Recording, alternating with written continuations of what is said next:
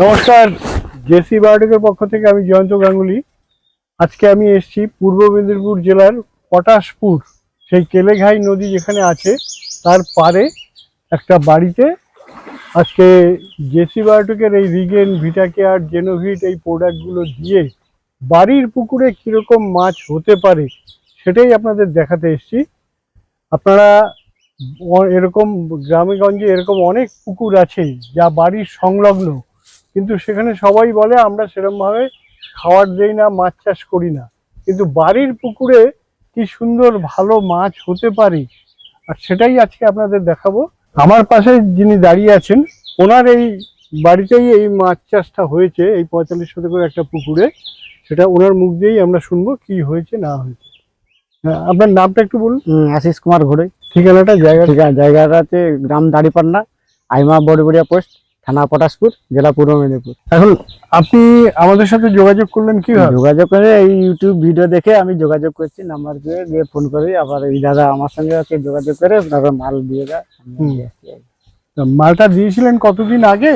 হ্যাঁ, আর দেওয়ার আগে মাছের কি ছিল আর এখন কি হয়েছে সেই ব্যাপারটা আগে মাছ হচ্ছে ভালো বাড়তো না, পচন পুকুর প্রচুর হচ্ছে, পাতা পড়তো, মাছ ভালো হতো না, মাছ এমনিতেই মরে যেত। তারপর ওইটা দেওয়ার পরে হচ্ছে বর্তমান মাছ হচ্ছে, যখন কিলোতে 20 টাকা ছেড়েছিলাম, সেটা এখন হচ্ছে 250-300।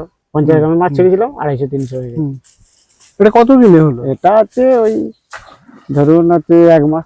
কি কি মাছ আছে আপনার এখানটায়? এটা হচ্ছে কাতলা আছে, সিলভার আছে, রূপচাঁদ আছে, মিশ্র মাছ আছে, অনেক মাছ ছাড়া আছে। ভেটকি ছাড়ছি। তাই এটা পুকুরের আয়তনটা কত? পুকুরে একদম পারলে 45 শতক, জলটা বর্তমান এখন হচ্ছে 30-32 শতক হবে। আচ্ছা, এই সিলভার কাপ যেটা দেখলাম, এটা যখন ছেড়েছিলেন, যখন রিগেন ভিটাকে দেওয়া হয়েছিল, তখন কত ওজন ছিল? তখন হচ্ছে কত 250 ছিল।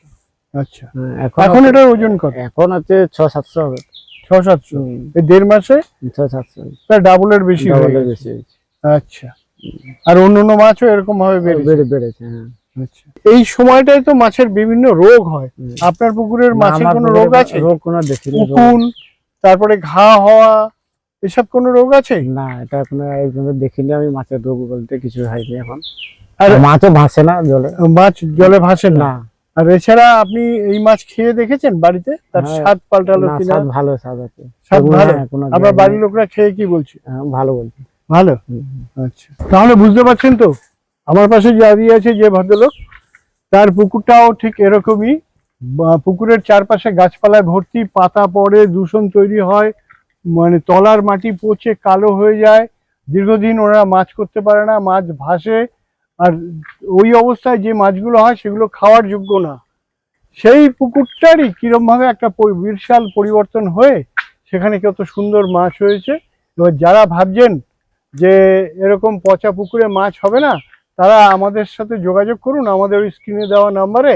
তাদের পুকুরেও এরকমভাবে পরিবর্তন হবে, তারাও সেখানে সুন্দর মাছ তৈরি করতে পারবে।